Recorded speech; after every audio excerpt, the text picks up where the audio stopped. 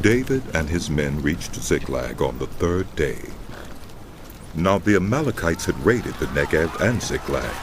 They had attacked Ziklag and burned it, and had taken captive the women who were in it, both young and old. They killed none of them, but carried them off as they went on their way. When David and his men reached Ziklag, they found it destroyed by fire, and their wives and sons and daughters taken captive. So David and his men wept aloud until they had no strength left to weep. David's 2 wives had been captured, Ahinoam of Jezreel and Abigail, the widow of Nabal of Carmel. David was greatly distressed because the men were talking of stoning him. Each one was bitter in spirit because of his sons and daughters. But David found strength in the Lord, his God. Then David said to Abiathar the priest, the son of Ahimelech, "Bring me the ephod." Abiathar brought it to him, and David inquired of the Lord, "Shall I pursue this raiding party? Will I overtake them?" Pursue them. You will certainly overtake them and succeed in the rescue. David and the 600 men with him came to the Besor valley, where some stayed behind. 200 of them were too exhausted to cross the valley, but David and the other 400 continued the pursuit. They found an Egyptian in a field and brought him to David. They gave him water to drink and food to eat, part of a cake of pressed figs and 2 cakes of raisins.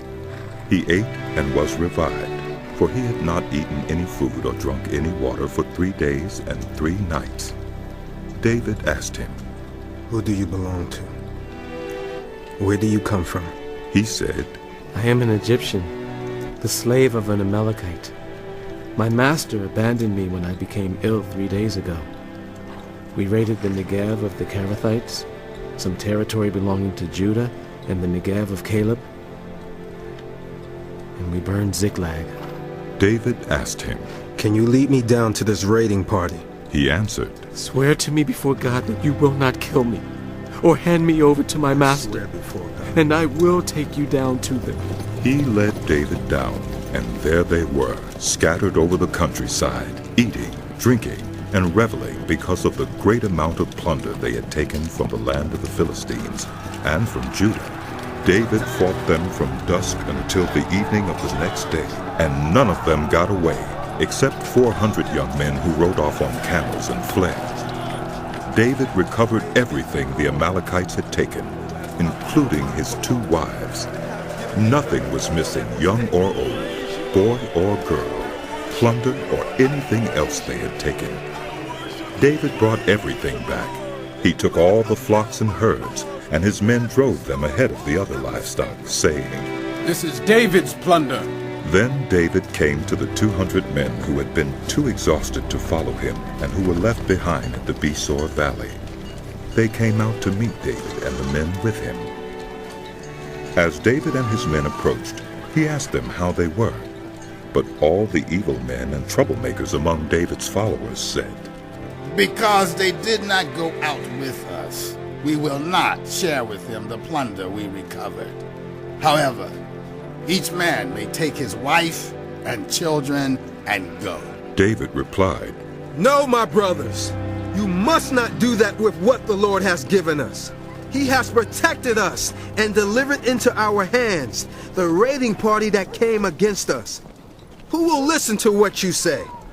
The share of the man who stayed with the supplies is to be the same as that of him who went down to the battle.